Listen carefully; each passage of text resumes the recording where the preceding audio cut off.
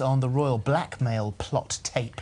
But first, it's a long way down from John O'Groats to Cape Town, but Ewan McGregor and Charley and a couple of well-oiled motorcycles make it the adventure of a lifetime. Did you see the first episode last night? Well, here's a little bit of what happened when we caught up with them a couple of weeks ago. Now, in 2004, Ewan McGregor and Charley travelled from London to New York on motorbikes for a documentary called A Long Way Round. 3 years on, and the pair have just returned from their latest motorbike marathon. They've travelled 15,000 miles from the northern tip of Scotland to the southernmost tip of Africa. And from May to August this year, the pair have faced blinding sandstorms, searing temperatures, wild elephants, and not to mention the odd flat tyre. My new friend, Dustin. Here, a friend. You have a friend? Yes, another friend. Cookies on my bike. What do you do when the head of police is sitting on your bike? You can't tell him to get off, can you? I bet you drops it, right? Yes. Bet you fiver he drops it. Oh, careful, careful, careful, careful. Careful, careful. Press start and he just rode off on Ewan's bike and I thought, oh, no, no, no, no. Careful, careful. I didn't know he was going to do it. And we welcome Charley and Ewan. Now, at that point, I suppose you were surprisingly compliant. You didn't want to say no to the policeman. You get stopped at all kinds of roadblocks all through Africa, and yeah. the last thing you're going to do is say, "Oi, get off my bike," to the head of police. You know. Well, you showed him how it started. Yeah. Well, technically, you know. Yes, you did. I did. Well, he sat there and he goes, "How do you start it?" Well, you know. What are you going to do? Terrified, because we all have this slight guilty feeling when you talk to policemen. I do, anyway. Of and course. I don't know why. So, well, you instantly feel you've and done so instantly something you have to do everything he tells you to do. Yeah, you know? In Charley's case, it's very often his case. He has done something wrong. And so, you know, I supposed to think about. I had no idea that he would actually ride off into the sunset. So that's the entire programme, that's the expedition, the trip, your dreams, all the planning, disappearing... Off into the distance, yeah. And it was my fault. I don't know if you noticed that. I was trying to sort of, you know...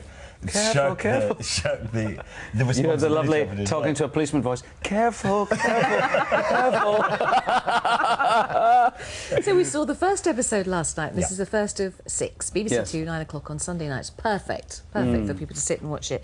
And it follows The Long Way Round, which was great. Now, presumably, having done The Long Way Round, you didn't quite know what you were going to face, but this time you know exactly what you're going to be facing. Well, we knew in terms of what it was like to do a journey. We knew in terms of the emotions of being on a journey like that. But what we didn't know, the unknown, is Africa, was the continent of Africa being so hugely different from our last trip. And some of the differences involved people on the roads. And in Africa, you know, the roads are such arteries to the continent that they're very often crowded with people and children and animals.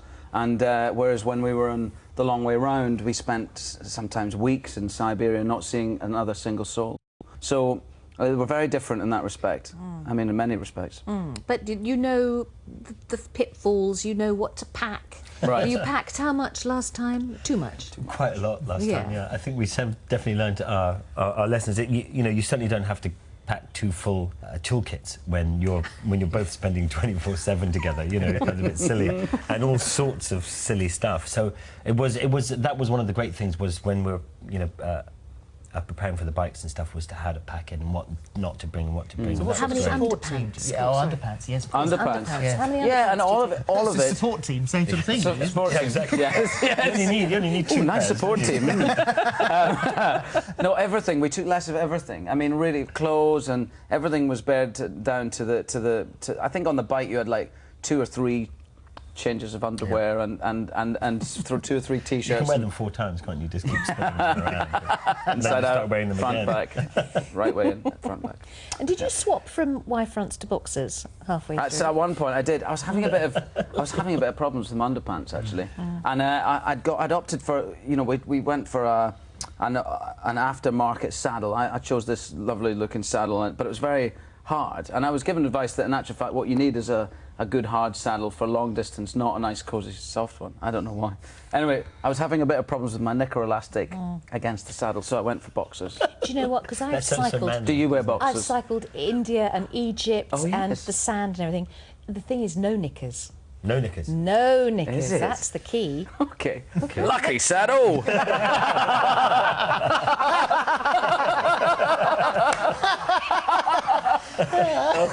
So wait, so you'd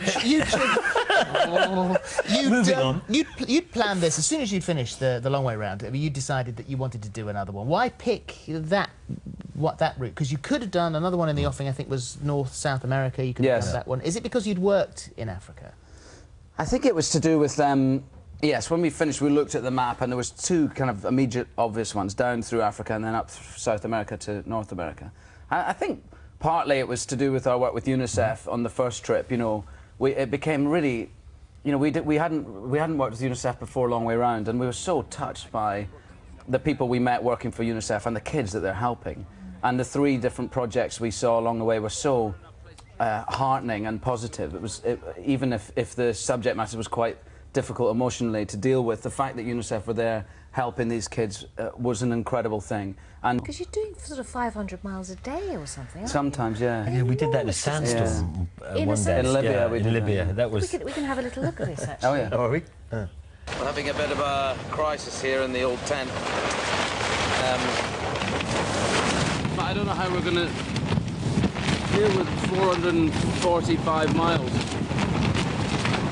after not having slept a wink. It was like a sandstorm in my tent, and it was just got everywhere. Stop in the morning, at least we can pack up and try and get the sand off and thing, you know what I mean? Okay. All right, mate, see you in the morning. Ooh, that's not good. And then riding in the sandstorm's really bizarre. I remember riding along and there was such a strong wind. You're riding at a slight angle leading into the wind, and then all I could see was this faint red light, which was Charlie's brake light ahead, and just brown. It was like riding through brown sugar. It was just bizarre. And the people that you meet as you go, they're such extraordinary cultures. You say went back sort of 300 years, but they're people that they have the least and give the most. Yeah. Once we start travelling, or once anyone starts travelling through Africa, you realise that people are just really nice. People, you know, want to help and are friendly and want to know where you've come from. Well, the people are one thing, but of course, you know, you can get trampled by elephants and eaten by lions.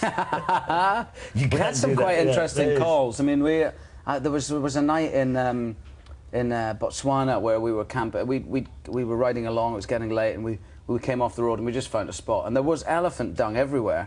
But it should have been a sign. Yeah, we kind of went. We were so tired. We went, oh, I'm sure it'll be fine. I mean, if there's poo here, they've probably moved on. It's very big. You can tell it's an elephant. Camp in the shadow of the elephant dung, wouldn't you? What was that? Downwind in the shadow of the elephant dung. Yeah, exactly. We just put our tents up and went to sleep after having something to eat. And in the you know, at midnight or just after midnight, I heard some footsteps, and our cameraman Claudio would often edit clips late into the night on his little laptop, and he would beam them back to our website and whatever. So I thought maybe it was Claudio, but then I could hear this, and I thought, no, Claudio doesn't chew like that, you know. And then I could hear branches snapping and what sounded like just right next to my tent. So I thought, okay, that is definitely an elephant. And then I heard the big rumble that they make, the elephants.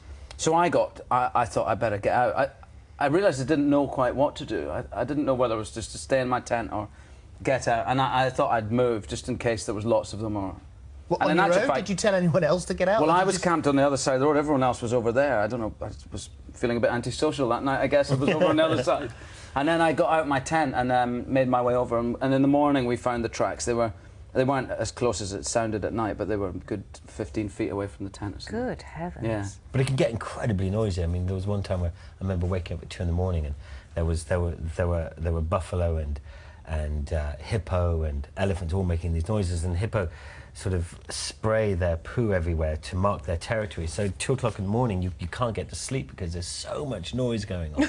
And you're sitting there, and it's kind of ridiculous because it's one of those days where you would normally find it in a hotel if you ended up on top of the niteclub, and you just think, I can't get to sleep. But here you are, this is in wildlife, and you're having to put earplugs in your ears to get back to sleep. The elephants were behind us, and the hippos were in front of us, and it was as if they were about to have a fight. We were kind of stuck in the middle, you know? It's just hilarious, it really was. So will you do it again then? Brilliant. We'll watch this series and then hope, of course, that there'll be another one at some stage. Have you got your eye on anywhere else? Australia? I mean, the South America to North America route is definitely on the cards, and Charlie's talked about going from London down to Australia through Asia and all the stands.